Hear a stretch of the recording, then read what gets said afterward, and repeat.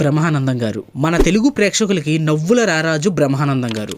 ఈయన మన తెలుగులో పుట్టడం మన తెలుగు వారందరం చేసుకున్న అదృష్టం. దాదాపుగా 40 ఏళ్ల నుంచి మనకి బ్రహ్మానందం గారు నవ్విస్తూనే ఉంటున్నారు. అయితే ఈ 40 ఏళ్ల సినీ చరిత్రలో బ్రహ్మానందం గారు వేసిన పాత్ర ఎక్కువగా ఏంటో తెలుసా? పురోహితుడు.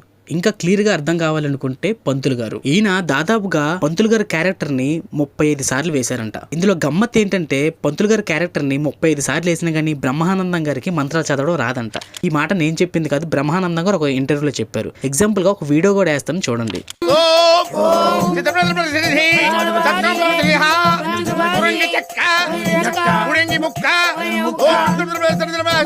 అయితే వీటితో పాటు ఇంకొన్ని క్లిప్స్ వేస్తాను. బ్రహ్మానందం గారి పంతులు క్యారెక్టర్ లో ఎక్కువగా నవ్వొచ్చినవి, అతనికి పేరు తెచ్చిన క్లిప్స్ వేస్తుంటాను. ఎంత మంచి పని చేస్తున్నావురా. ఎవరన్నా అడిగితే నాకని చెప్పకు, నీకని చెప్పు. చా ఎవరు అడగకపోతే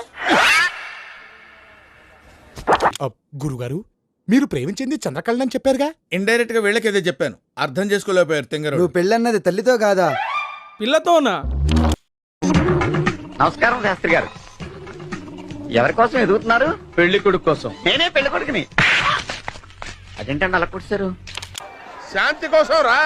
శాంత మంచి ఫిగరా బాసు.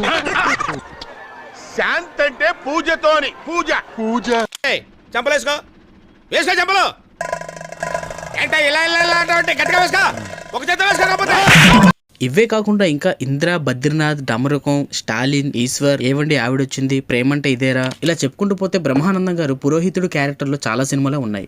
ఇవే కాకుండా బ్రహ్మానందం గారు ఇంకా చాలా క్యారెక్టర్స్ వేశారు. ఆ క్యారెక్టర్స్ లో మీకు ఏది ఇష్టం ఒకసారి కామెంట్ లో పెట్టండి, చూద్దాం. సో ఇది ఈరోజు వీడియో. మరిన్ని ఇలాంటి వీడియోస్ కావాలంటే మన ఛానల్ని సబ్స్క్రైబ్ చేసుకోండి. Thank you for watching.